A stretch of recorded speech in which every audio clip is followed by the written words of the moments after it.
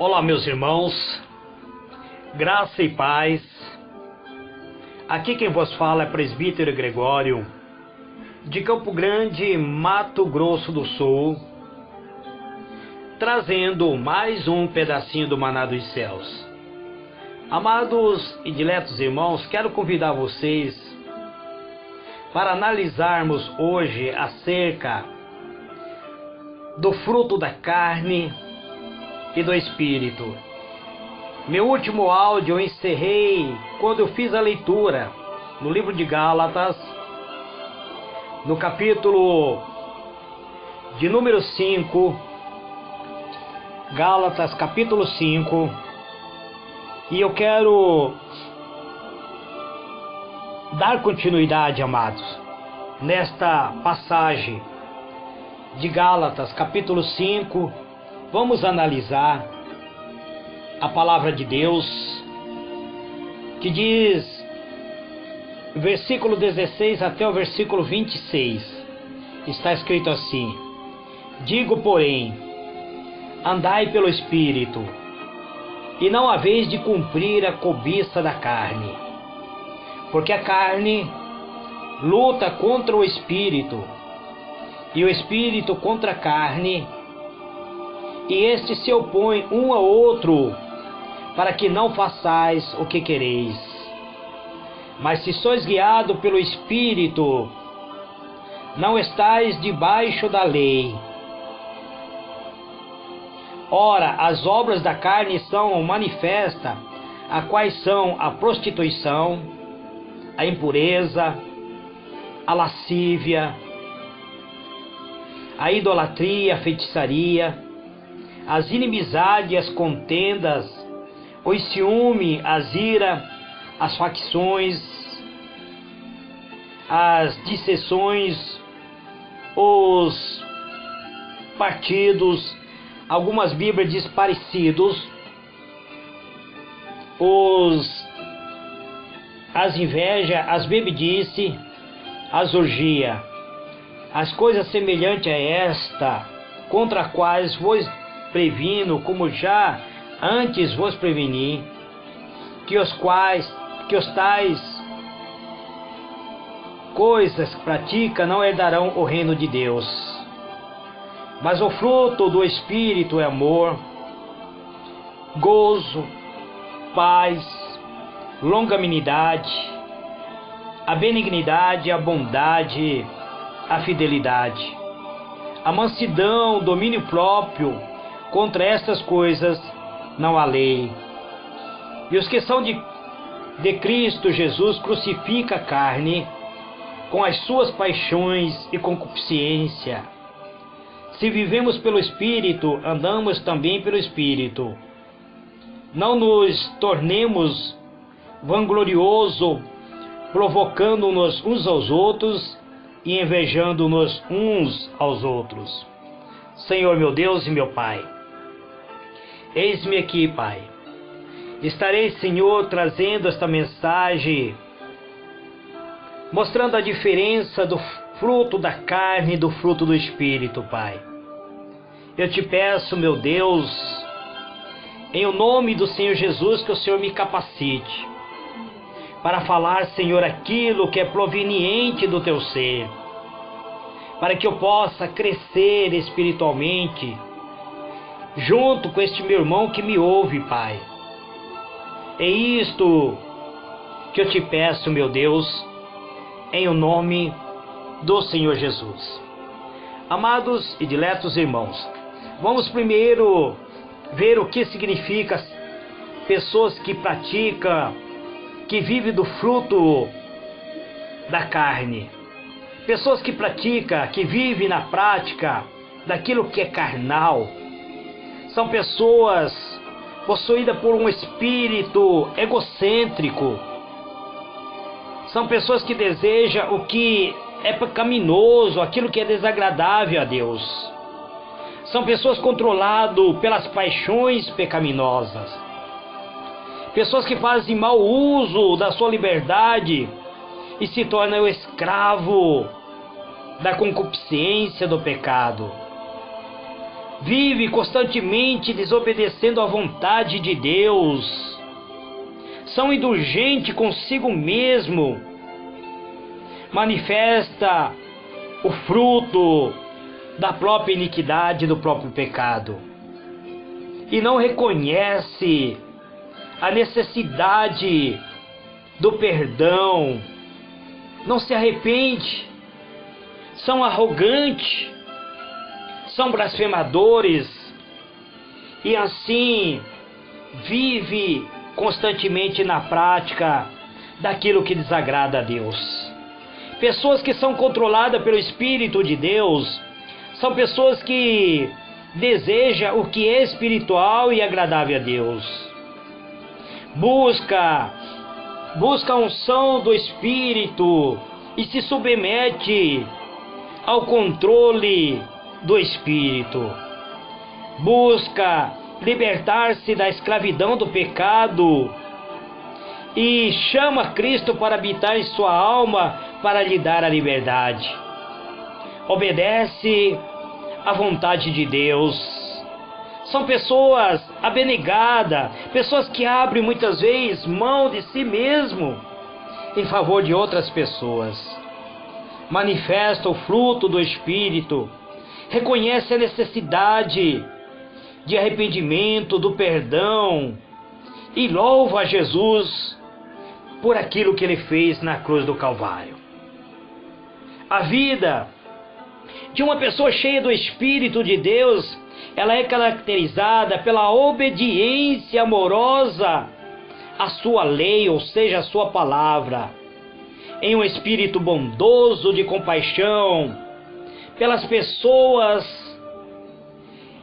que são capazes de amar, amados, pessoas que são capazes de serem misericordiosos, são pessoas que se colocam na presença de Deus para ser usado por Deus. Livro de 2 Coríntios, capítulo 5, versículo de número 14, amados irmãos, está escrito assim. Vamos encontrar a palavra de Deus. Pois o amor de Cristo nos constrange, porque julgamos assim: se um morreu por todo, logo todos morreram. Então, amado, o amor que sentimos por Cristo, ele nos constrange, nos leva a sentir um sentimento de amor, sabendo que Cristo morreu por todos, então que nós também estamos mortos em Cristo para este mundo. Devemos ter em mente e o pensamento renovado, e tendo um novo coração. Como um novo coração? Como que eu posso adquirir um novo coração? Deixando o Espírito Santo limpar todas as mágoas, tudo aquilo que tem contaminado a minha alma, arrancar todo o endurecimento, toda a idolatria, todos os desejos pecaminosos, pedir que o Espírito Santo entre no meu coração e me dê um coração novo, me dê uma nova expectativa de vida. Os nossos valores, amados irmãos, muitas vezes os nossos valores comportamentais mudarão quando o Espírito Santo nos encher. Não desejaremos viver em nossas próprias forças, mas seremos capazes de viver uma vida de submissão ao próprio Espírito Santo de Deus.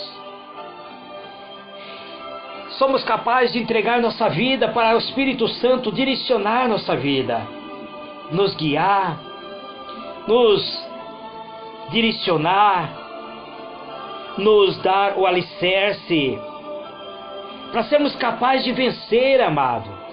Livro de Gálatas, capítulo 3, versículo 3 diz assim: sois vós tão insensato, tendo começado pelo Espírito, e pela carne que agora acabeis.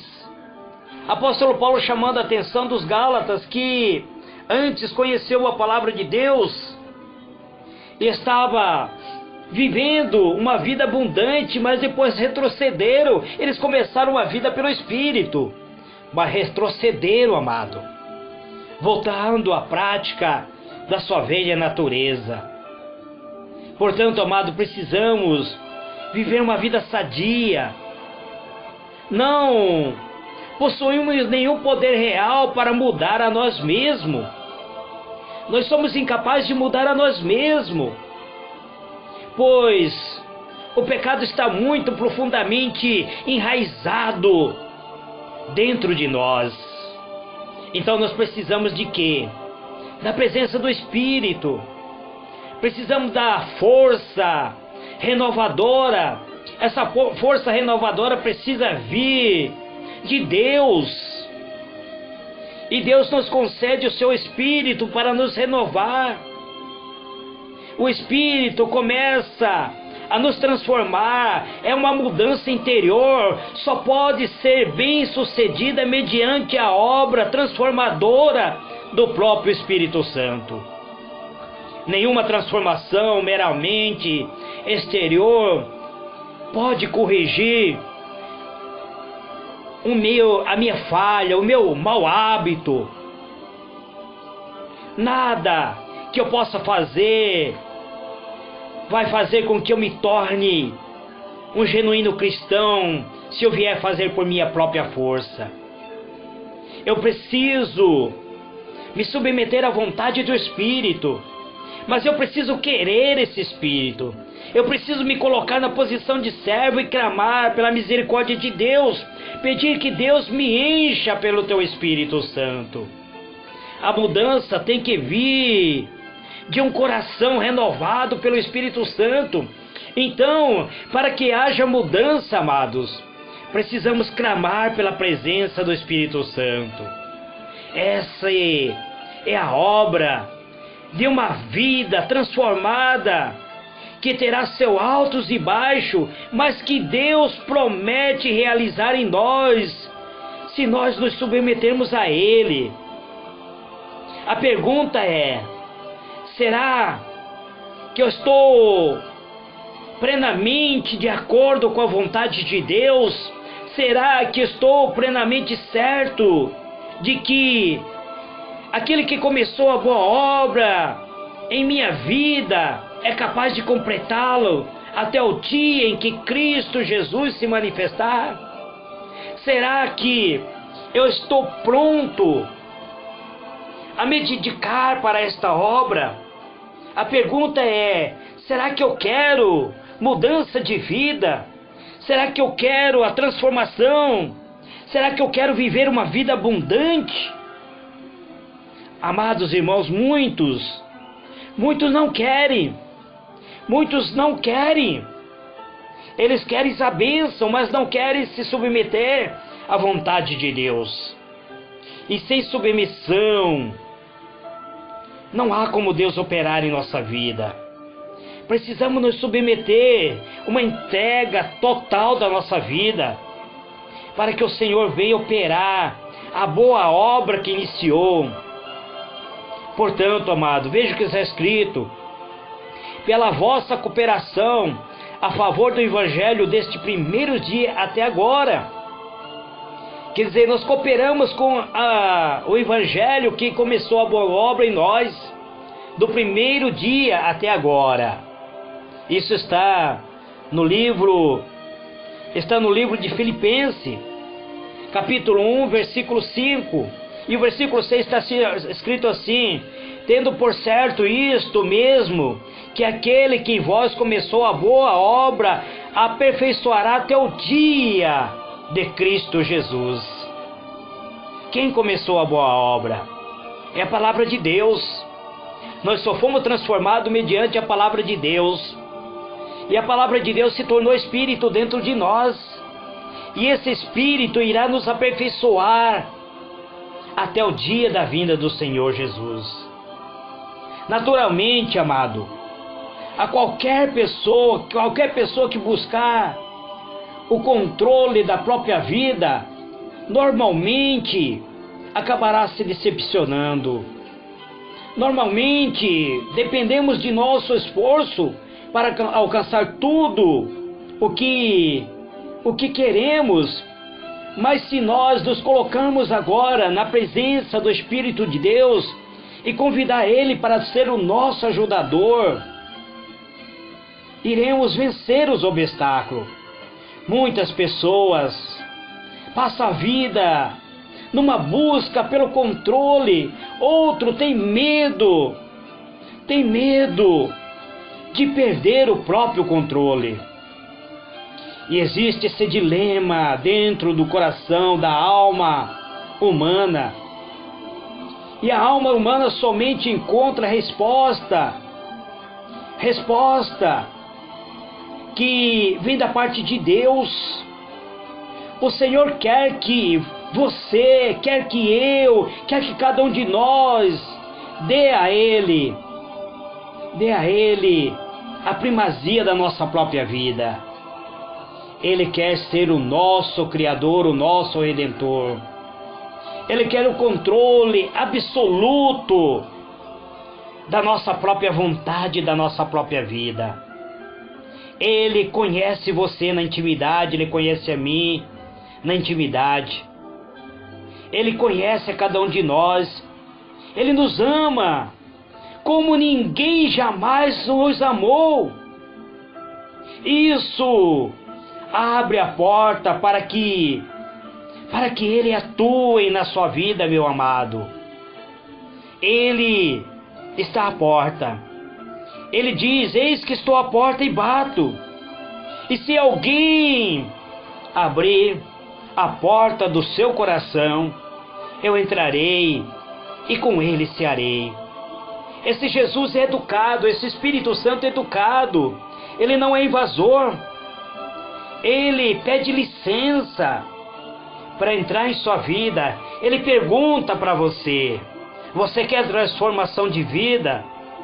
Você quer uma vida saudável? Você quer ser curado? Você quer ser liberto dos desejos carnais? Você quer viver uma vida abundante? Você quer deixar de ser escravo do pecado? Você quer deixar de ser cavalo do diabo? Ele pergunta isso. A resposta é sua. Depende de você, depende de mim. É aquilo que nós venhamos responder para Ele. Se nós o aceitamos, se nós abrimos para Ele a porta do nosso coração, então Ele entrará, Ele tomará a direção da nossa vida.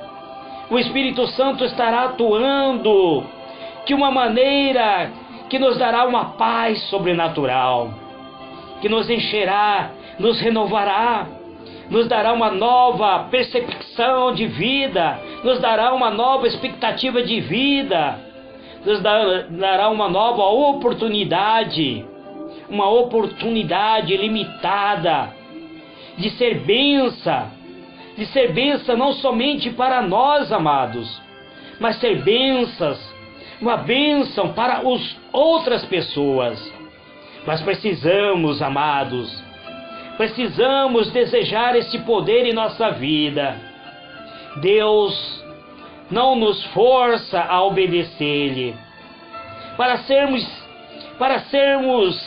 servo dele, para sermos seres morais, precisamos ser livres de todo preconceito, de ser livre de tudo aquilo que prende debaixo do jugo do pecado. Para sermos verdadeiramente livres, precisamos do Cristo, precisamos do nosso Redentor, o Cristo vivo. Precisamos que Ele habita dentro de nós. Precisamos de um senso de renúncia. Precisamos e devemos abandonar os nossos velhos caminhos pecaminosos e decaídos. Muitos não recebem bênção porque não querem abandonar o pecado, pois o pecado é prazeroso, amados. Quem falar que o pecado não é prazeroso é um mentiroso, pois o pecado é prazeroso. A própria Bíblia diz: a água tomado escondido e o pão furtado se torna delicioso. Isso fala sobre o pecado da concupiscência.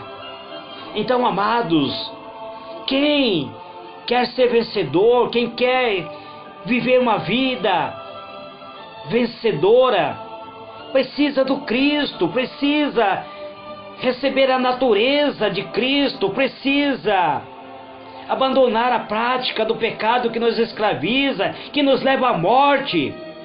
Em vez disso, nós precisamos, portanto, nos entregar ao Senhor e abrirmos o caminho para que o Espírito Santo habite em nós. Não apenas deixamos de ser apenas religioso, amado. Temos que deixar de ser apenas religioso e ser agora transformado de glória em glória. Ser transformado até ser revestido do alto, com o poder que vem do alto. O poder que nos dê da graça e da benevolência e da misericórdia divina. Portanto, nenhuma condenação há para aqueles que estão em Cristo Jesus. Livro de Romanos, capítulo 8, versículo 1. Se você está em Cristo, amado, não há condenação sobre a sua vida, porque Cristo está habitando em você. Porque a lei do Espírito de vida em Cristo Jesus te livrou da lei do pecado e da morte. Porque aquilo que era impossível para a lei, pois a lei se encontrava enferma, se encontrava fraco, por causa do pecado da carne. Então Deus enviou seu próprio Filho, em semelhança da carne e da carne do pecado. E por causa do pecado da carne, Ele condenou o pecado e nos libertou, declarando que nós somos livres para servirmos a Ele, para que possamos viver uma vida abundante, porque o Espírito, Ele passará a nos direcionar, passará a viver dentro de nós. Mas temos, amados irmãos, uma vida em que não andamos segundo a carne, mas segundo o Espírito. Essa é a única e verdadeira liberdade que nós, seres pecadores caídos, podemos reconhecer. Precisamos conhecer isso. Precisamos conhecer a verdadeira liberdade que vem da parte de Deus. Pois, se nós lemos o livro de Romanos, capítulo 8, é o capítulo do Espírito Santo, nós veremos, amados irmãos, que o Espírito, Ele nos liberta, para que a graça de Deus abunde em nossa vida. Pois, porque são segundo a carne, ele inclina-se para as coisas da carne. Mas o que são segundo o Espírito, inclina-se para as coisas do Espírito. Apóstolo Paulo falando para os Romanos, no capítulo 8, versículo 5. Porque a inclinação da carne é morte, mas a inclinação do Espírito é vida e paz. Porquanto a inclinação da carne é inimizade contra Deus, pois não é sujeita à lei de Deus, nem em verdade pode ser. E os que estão na carne não podem agradar a Deus. Se eu deixar o desejo profano da carne invadir a minha alma, eu não estarei agradando a Deus. Mas o apóstolo Paulo traz-nos algo tão grande aqui, que ele diz: vós, porém, não estáis na carne, mas no Espírito. Agora ele lança um grande desafio e diz: se é que o Espírito de Deus habita em vós. Isso deixa bem claro que tem pessoas que estão sendo habitadas por um Espírito que não é de Deus. Tem pessoas que estão sendo habitadas por um Espírito que não vem da parte de Deus.